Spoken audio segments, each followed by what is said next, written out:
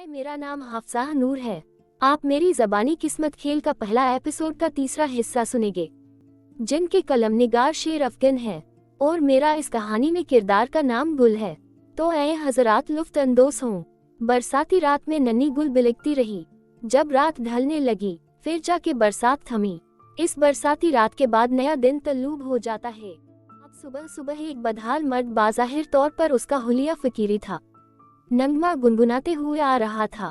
अब उस मर्द के सामने एक और बदहाल ज़हीफ मर्द मैले कुचले फट्टे पुराने हुलिया के साथ एकदम हाजिर हो जाता है।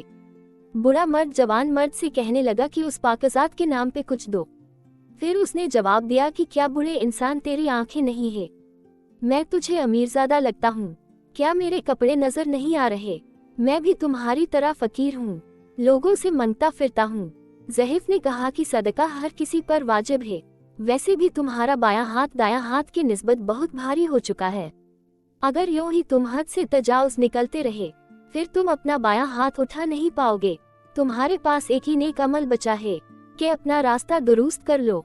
तो जवान मर्द ने फौरन जेब में से निकाल के एक रीरा उसके हाथ में रख के बोला कि ये ले, अब तू जा और अपना रास्ता पकड़। बड़ा आया मेरा रास्ता दुरुस्त करने वाला, और ये कहे कि चंद फासले आगे बढ़ा तो उसकी नजर में नन्ही गुल पर पड़ी, जो फुटपाथ पे चादर में लपेट कर रखी थी।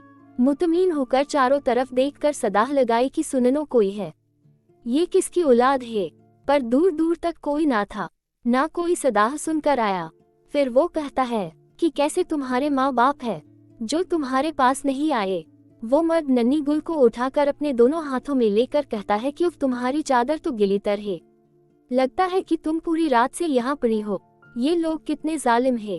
बहरहाल मेरा नाम जफर बाबा है, तुम्हारा नाम क्या है? चलो रहने दो, लवारिस का कोई पहचान नहीं होती। ए लड़की, तुम्हें खुद अपनी पहचान बनाने पड़ेगी। माशा अल्लाह, क्या खजाना हाथ लगा है। जब ये जवान होगी तो मैं इसे किसी अमीरजादे को बेच दूंगा। अब पीछे से ज़हीफ ने देख के कहा कि तुम अपना रास्ता दुरुस्त नहीं करोगे, ये रास्ता तुम्हें दुरुस्त करेगा। और अब मुस्कुराता है। अब 6 महीने बाद 6 साल की गुल अब बाग में कुछ लोगों को बंद को हंसते हंसते खाते हुए देख रही थी। एक लड़के को शक हुआ तो उसने दूसरे लड़के से कहा कि वो छोटी बच्ची हमें मुसलसल देख रही है। तो वो हंसते हंसते रुक गया और कहा कि क्या वो लड़की? तो वो गुल को आवाज दे के बुलाता है कि इधर आओ। तो गुल धीरे धीरे उनके करीब बढ़ती है। वो कहता जा रहा था कि घबराओ मत, इधर आओ। क्या तुम भूखी हो? क्या कुछ तुमने खाया है? तो गुल ने कहा कि नहीं। तो उस लड़के ने कहा कि क्या तुमको हमारा बचाया हुआ बन चाहिए? तो गुल ने सर हिला के हामी में जवाब दिया। उस लड़के ने खड़े होकर गुल के करीब आके गुल को देने के बजाय डस्टबिन में फेंक दिया और कहता है कि तुम्हें इतनी ही भूख है तो डस्टबिन से उठा के खा लो, हम जा रहे हैं। गुल की निगाह के सामने एक एक करके चले जाते हैं। अब गुल डस्टबिन को देखने लग गई तो गुल ने एकदम बढ़कर डस्टबिन से बंद उठाया, फिर अचानक उठते हुए अपना हाथ रोक लिया। गुल ने बंद को डस्टबिन के हवाले करके जाने लगी। छोटी गुल अपने आप से बोली कि गुल, क्या कर रही हो? अपनी अन्ना अल्लाह के अता हुए रिज़्क को ना दिखाओ। तो गुल बंच पर दोबारा चढ़ी और बंद उठाया तो गुल के हाथ में एक किताब आई। तो गुल ने कहा कि यहाँ रिज़्क की कद्र नहीं है तो इल्म की कद्र क्या होगी? और दूसरी जानिब वो आदमी फुटपाथ पे बैठा होता है, उसके बिल मुकाबिल एक कार आ रुकी। वो बंदा फटाफट कार की करीब जाके तस्दीक की कि क्या खैरियत है जनाब? तो उसने कहा कि तुम्हारी बेटी की 10 रोज से गैर हाजिरियां लिख रहा हूँ। तो वो बोला कि नहीं जनाब, मैं तो उसे रोजाना की बुनियाद पे भेज रहा हूँ। फिर कार वाले ने कहा कि लगता है कि तुम्हारी बेटी कहीं और जा रही है, तुम इस मामले को जल्द हल करो। तो मुझे मजबूरन कोई और लड़की देखने पड़ेगी, वैसे भी कपड़े और बर्तन बहुत हो गए हैं। फिर कार वाला चला जाता है। दूसरी जानिब छोटी गुल खुशी से हाथ में किताब लिए भागते हुए लोगों से टकराते हुए आती है और इधर उसका फर्जी बाप गुस्से में दाएं बाएं टहल रहा था। अब इधर छोटी गुल आ पहुंची तो फर्जी बाप को देखकर किताब पीठ पीछे कर ली। अब छोटी गुल सामने आती है। फर्जी बाप गुल को देखकर बोला कि तुम 10 रोज से कहाँ जा रही हो? अब बोलो भी, मुझे जवाब चाहिए। गुल बोली कि मेरी निगाहों सामने सुकुल आ गया था, मैं आगे जा नहीं पाई। तो वो बोला कि तुम सुकुल जाकर क्या करोगी? क्या तुम लोगों के बर्तन अंग्रेजी अदब में धोना चाहती हो? गुल की नजर पे जमीन पे थी। फर्जी बाप बोला कि तुम्हारे पीछे क्या है? तुम मुझसे क्या छुपा रही हो? गुल ने कहा कि कुछ नहीं। गुल का हाथ पकड़कर अपनी तरफ करके गुल के हाथ में किताब देखता है और किताब अपने हाथ में लेकर छोटी गुल के सामने किताब के 2 हिस्से कर देता है और कहता है कि ये सिर्फ किताब है और कुछ नहीं। ये तुम्हारी तकदीर नहीं बदल सकती। तुम मुस्तकिल से बर्तन धोती आए हो, आज भी तुम बर्तन धोगी और मुस्तकिल धोती रहोगी। किताब के सफ़े रोड पर हर जगह बिखर जाते हैं। छोटी गुल सफ़े समेटने भागी तो फर्जी बाप कहने लगा कि यही रुक जाओ, अगर तुमने इनको हाथ लगाया तो वही खड़ी रहो और अपनी जान की फिक्र ना करो। अब तुम्हारी जान मेरे किस काम की नहीं रहेगी। अब बस तुम मौत का इंतजार करो, बस दुआ है मौत तुमसे टकरा जाए। गुल के आंसू आ गए, इधर उधर से कारें आने लग गई और छोटी गुल सड़क के बीचों बीच खड़ी रह गई। कारें हॉर्न बजा बजा के दौड़ती रहीं। अब वो बोला कि अब बताओ कि अभी भी ये किताब चाहिए या मौत। मगर गुल कुछ न बोली। एक कार गुल के बहुत नजदीक आ गई। गुल ने अपनी आंखें बंद कर ली। अब कुछ लम्हे बाद बर्तन धोते हुए दिखाते हैं, जो छोटी गुल धो रही थी, जो बर्तन भी बेतहासा थे। अब गुल फुटपाथ के ऊपर टूटे फूटे मकान में चंद सफ़े लेकर हिजो कर करके पड़ रही थी और फर्जी बाप लोहे पे हथौड़ी चला रहा था।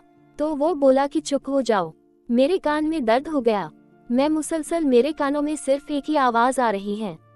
तो गुल बोली कि बाबा मैं क्यों नहीं पढ़ सकती, मुझे पढ़ना पसंद है। तो वो बोला कि अगर तुम पढ़ लिख गई मेरी हाथ से निकल जाओगी, मैं ऐसा नहीं चाहता। तो गुल बोली कि मैं आपके हाथों से क्यों निकलूंगी, आप मेरे बाबा है। तो जफर बोला कि मैं तुम्हें कितनी दफा कह चुका हूँ, मैं तुम्हारा बाप नहीं हूँ, मैंने तुम्हें सड़क से उठाया था, तुम किस हराम के बाप की बेटी हो मैं नहीं जानता। जब तुम जवान होगी मैं तुम्हारा किसी के साथ सौदा तय करूंगा और हाँ तुम अपने आंसू दिखा के मेरी बेटी बन नहीं सकोगी।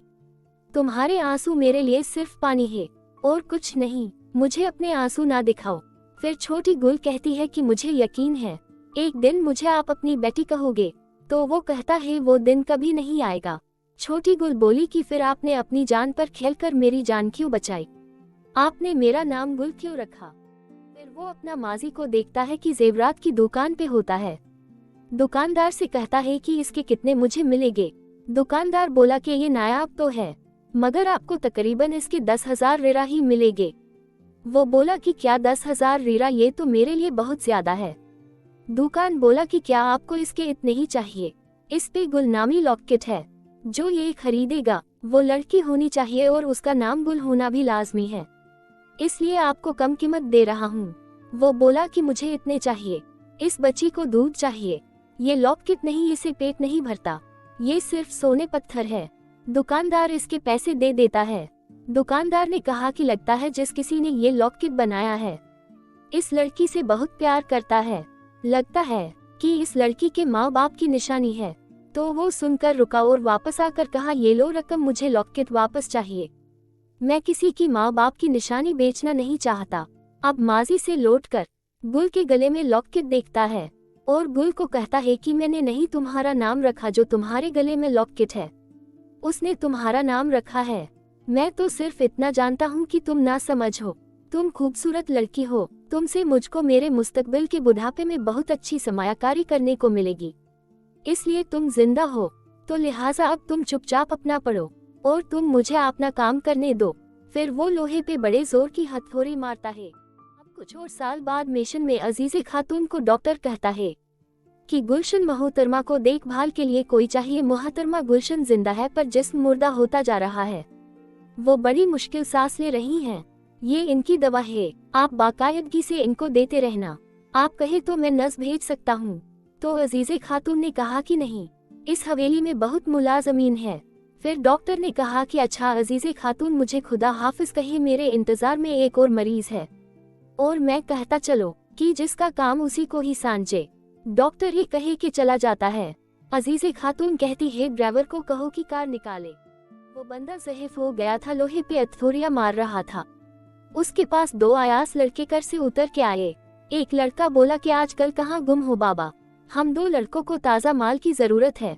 तो वो बोला कि मैं ये 14 साल पहले छोड़ चुका हूँ, अब मैं बिच का दलाल ना रहा, हो सके तो अपनी कार कोई और जगह ले जाओ।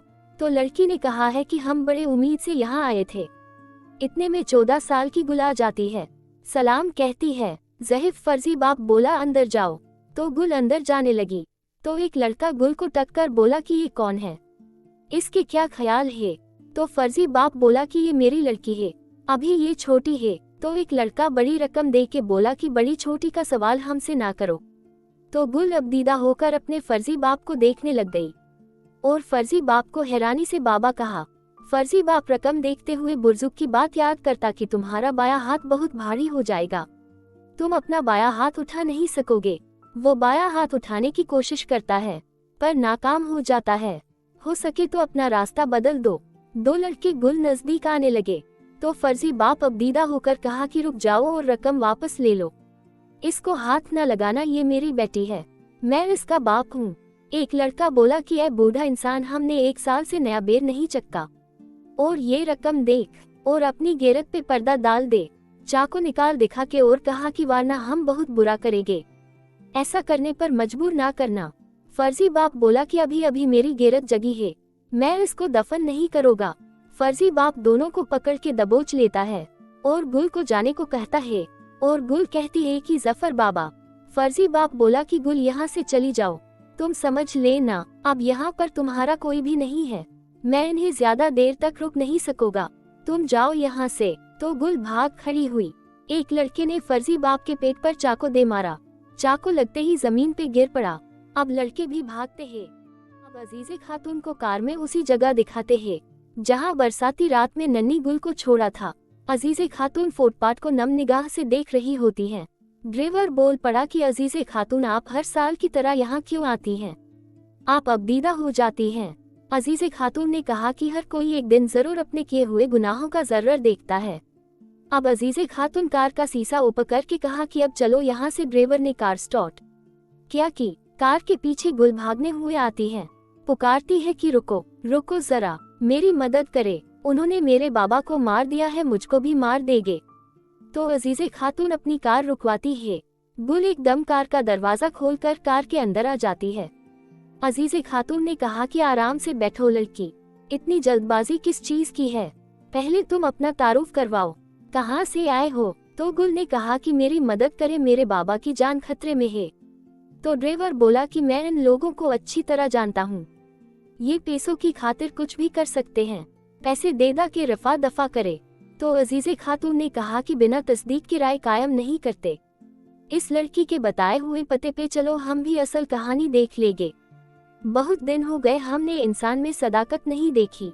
अब गुल ने अपने फर्जी बाप के सीने पे सर रख कर रोई जा रही थी और ड्राइवर अजीजे खातून कहता है कि इस बंदे की नफ नहीं चल रही, इस लड़की का क्या होगा। तो अजीजे अबदीदा होकर बोली कि इसे हवेली ले चलो। अब अजीजे खातून ने रोती हुई गुल का हाथ पकड़ के उठाया और कहा कि उठो लड़की, हम जा रहे हैं, तुम भी हमारे साथ चलोगी और यहाँ तुम गैर महफूज हो। अब गुल जाते जाते अपने फर्जी बाप को देख रही थी और इसके साथ ही किस्मत खेल का पहला एपिसोड का तीसरा हिस्सा इख्तिताम हो जाता है, जिनके कलमनिगार शेर अफगन है। और एपिसोड सुनने के लिए शेरू प्लेलिस्ट टीवी को सब्सक्राइब करें।